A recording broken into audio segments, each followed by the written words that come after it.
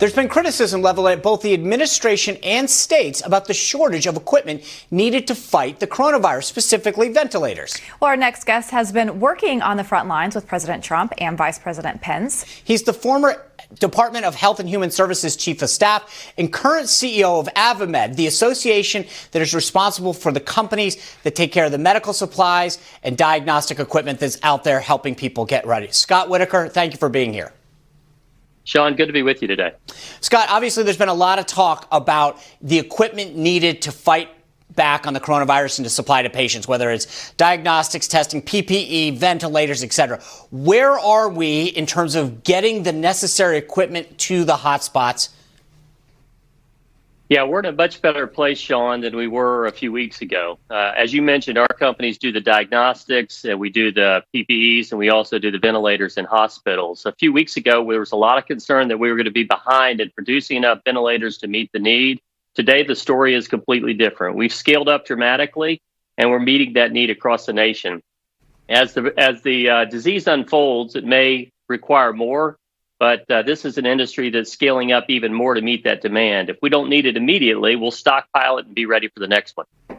Well, that's just my question. You know, so many people, no one could have predicted this in the first place, and then so many people said that we weren't ready. Do you feel like you are ready now if something unfortunately does happen like this again?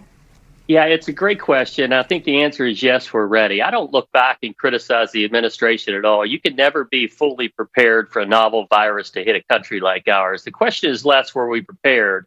The question is, how did we respond? And I think collectively as an industry and as the government, frankly, we've responded very, very well. The public-private partnership that the Vice President has put together with our industry has been tremendous. The collaboration has been excellent.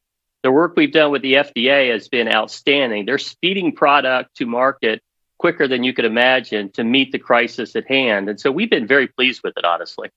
You know, Scott, I've talked a lot on the show about China. How many of your companies are dependent on China to get what they need to make the equipment or the systems or the drugs or whatever they're using? How important is China in the response right now?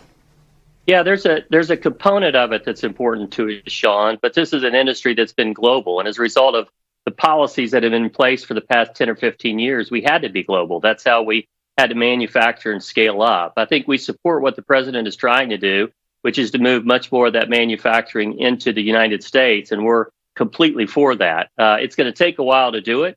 In the meantime, we've been working with USTR and the administration to help break down any import barriers, any export barriers that exist, so we could get those products from China into the United States and from other parts of the world into the United States as well. They've been very good to work with on this, and we've made great strides.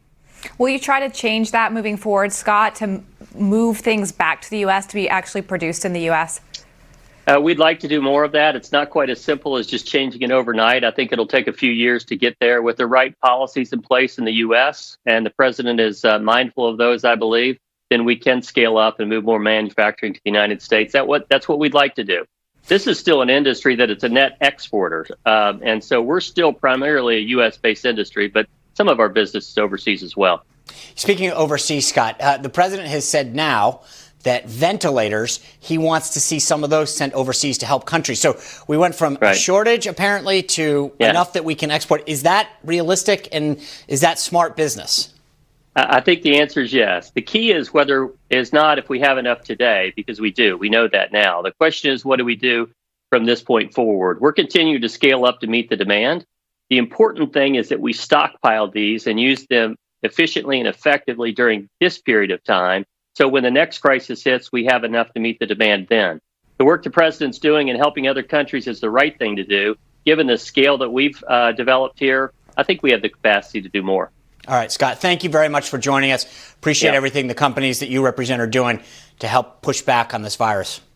Good. Thank you, Sean. Good to be with you. You bet. As pressure builds and the president asks Harvard